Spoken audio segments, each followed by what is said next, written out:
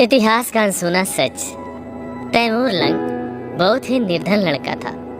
वह किसी धनवान व्यक्ति की भेड़ बकरियां चराया करता था तथा सुबह शाम किसी लोहार के अहरण पर घन मारने का काम करता था। परिवार में केवल उसकी एक माँ थी। एक दिन दोपहर के समय जंगल में पेड़ की छांव में बैठकर वह भोजन कर रहा था। तब उसे परमात्मा के रूप में कबीर साहब जी राह चलते दिखाई दिए। तैमूर लंग ने साधु जानकर उनसे भोजन पाने का आग्रह किया तो महात्मा रूप में कबीर साहब जी ने कहा कि बच्चा, भूख तो लगी है, भोजन हम अवश्य करेंगे। तैमूर लंग ने कहा, महात्मा जी, अभी तो भोजन कर लिया है, थोड़ी देर पहले आ जाते तो आपको भी भोजन मिल जाता। परंतु कोई बात नहीं, मेरा घर यहाँ से बस थोड़ी ही दूर पर है। मैं घर जाकर अपनी माँ से भोजन बनवा कर लाता हूँ। तब तक आप मेरी बकरियों का ध्यान रखना, कहीं खो गई तो मालिक मुझे दंड देगा। कबीर साहब जी ने कहा कि ठीक है बच्चे, मैं तेरी बकरियों का ध्यान रखूंगा। तैमूर लंग घर जाकर माँ से भोजन बनवाया तथा माँ के साथ भोजन लेकर आया तथा कबीर साहब जी को परोसा गया। जब तक कबीर साहब जी भोजन कर रहे थे, तैमूर लंग की माँ ने प्रार्थना की कि महाराज जी, हम बहुत निर्धन हैं, कभी तो खाने को अन्न भी नहीं रहता। ऐसा उसने बार बार कहा। जब कबीर परमेश्वर जी भोजन कर कर उठे तो पास में बकरियों की बांधने की सांकल बेल पड़ी थी। उसे ही उठाकर तैमूर लंग की पीठ पर उन्होंने 7 बार मारी, फिर लात और मुक्के भी मारे। फिर कहा कि जा, मैंने तेरे बेटे को 7 पीढ़ी का राज दे दिया, और जो बाद में लात मुक्के मारे या फिर छोटे छोटे टुकड़ों में इसका साम्राज्य बट जाएगा। तैमूर लंग की माँ ने सोचा कि इस महात्मा के पास खाने के लिए रोटी तक नहीं है तो 7 पीढ़ी का राज यह कहाँ से देगा। इतना सोच ही रही थी कि कबीर परमेश्वर अंतर ध्यान हो गए। तो तैमूर लंग और उसकी माँ ने सोचा कि जरूर यह कोई सिद्ध उक्त महात्मा थे, हमने इनके बारे में सोचकर गलत किया। कुछ दिन बाद कबीर परमेश्वर जी तैमूर लंग के सपने में आए और कहा कि जिस अहरण पर तू हथौड़ा मारता है वह जगह तू अपने सेठ से मांग ले। तैमूर लंग ने कहा कि वह मुझे कैसे देगा, मेरे पास उसको देने के लिए पैसे नहीं है। परमेश्वर कबीर साहब जी ने कहा कि तू केवल उससे बात तो कर, बाकी का काम मेरा है। तैमूर लंग सुबह उठकर अपनी माँ से बताया कि माँ, मेरे सपने में आज वही महात्मा जी आए थे।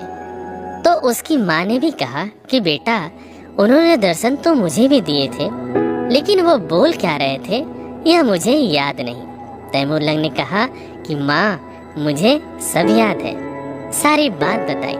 सवेरे उठकर तैमूर लंग ने उस लोहार से कहा कि भाई, यह जमीन आप मुझे दे दो, मैं अपना काम चला लूंगा। लोहार ने कहा कि भाई, यह जमीन मुझे बेचनी है, लेकिन तेरे पास पैसे नहीं है, तू मुझे कहाँ से देगा इसके पैसे। तैमूर लंग ने कहा, सेठ जी, आपका पूरा पैसा दे दूंगा, 6 महीने में आपके पैसे लौटा दूंगा। लोहार सेठ को पैसे की सख्त जरूरत थी, इसलिए अहरण वाले उस जमीन को तैमूर लंग को दे दी। परमेश्वर कबीर साहब जी ने तैमूर लंग को बताते रहे कि इस जमीन के चारों तरफ दीवार बनाकर इसके नीचे जो धन गड़ा हुआ है वह धीरे धीरे निकाल ले और अपना काम चला ले। तैमूर लंग ने वैसा ही किया। उस धन से कुछ कुछ घोड़े खरीदे और बेचने खरीदने का व्यापार करने लगा। लोग सोच रहे थे कि तैमूर लंग का तो धंधे ने हाथ पकड़ लिया, यह तो निहाल हो गया, लेकिन वह तो कबीर परमेश्वर की कृपा से धनवान हो रहा था। एक दिन तैमूर लंग जंगल में जा रहा था। कुछ दूरी पर उस गांव की एक लड़की कुछ काम कर रही थी। उधर से किसी राजा के सैनिक आए और लड़की को उठाकर ले जाने लगे।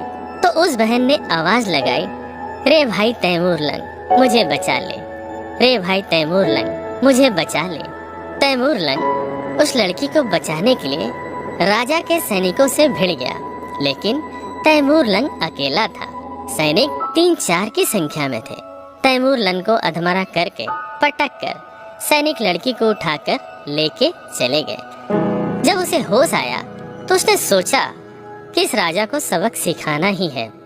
उसने अपने जैसे ही कुछ गांव के युवा लड़कों को इकट्ठा कर उनको लड़ना सिखाया और बदले में उसको पैसे देने लगा, जिससे और युवा लड़के आकर उसका साथ देने लगे।